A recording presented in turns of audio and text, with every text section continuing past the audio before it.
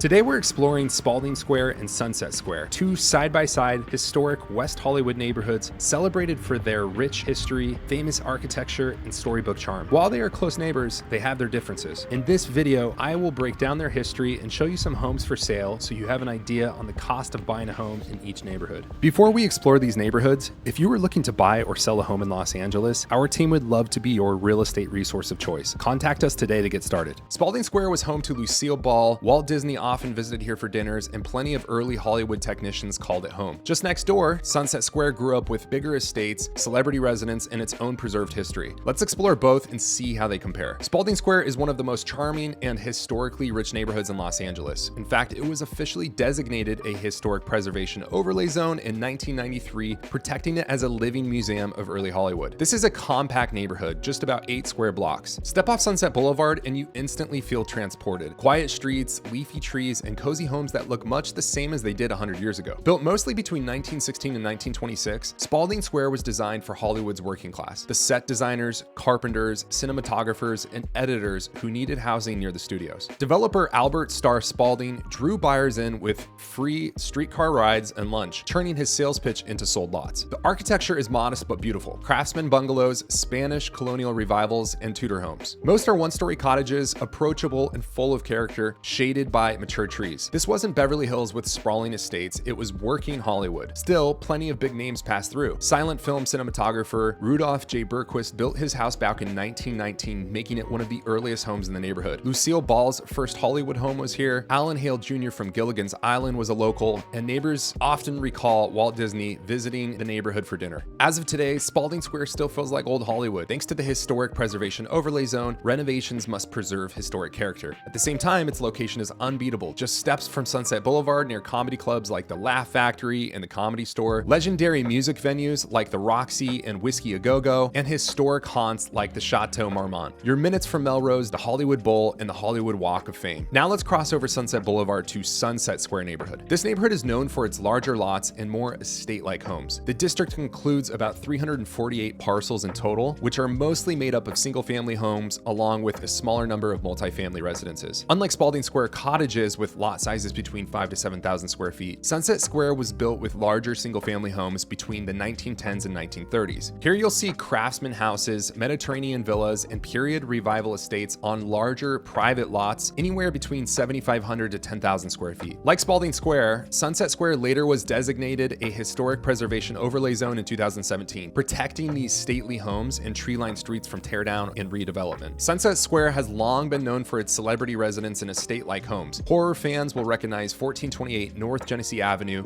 which is Nancy's house from A Nightmare on Elm Street, with Glenn's house, played by young Johnny Depp, just across the street at 1419 Genesee. On North Orange Grove Avenue, you'll find the Doyle house at 1530 and the Wallace house at 1537, both central to Halloween, which came out in 1978. The neighborhood has also hosted productions like American Horror Story and NCIS Los Angeles. Architecturally, one of Sunset Square's gems is the Henry O. Ballman residence at 1530 North Ogden Drive, designed in 1922 by Frank Lloyd Wright Jr. Many celebrities have lived in this neighborhood, including musician Joe Jonas, Academy Award screenwriter Dustin Lance Black and his partner, Olympic diver Tom Daley, many famous actors including Emma Roberts, Alfred Molina, Lena Dunham, reality TV star Lauren Conrad from The Hills, artist talent manager Adam Leber, and the list goes on. Now I'm going to show you 5 homes currently for sale in both neighborhoods at different price points so you can get a feel for what it costs to live here. Many homes that sell in this neighborhood are sold off market. If you were thinking about buying or selling in West Hollywood, our team would love to help. Contact us today.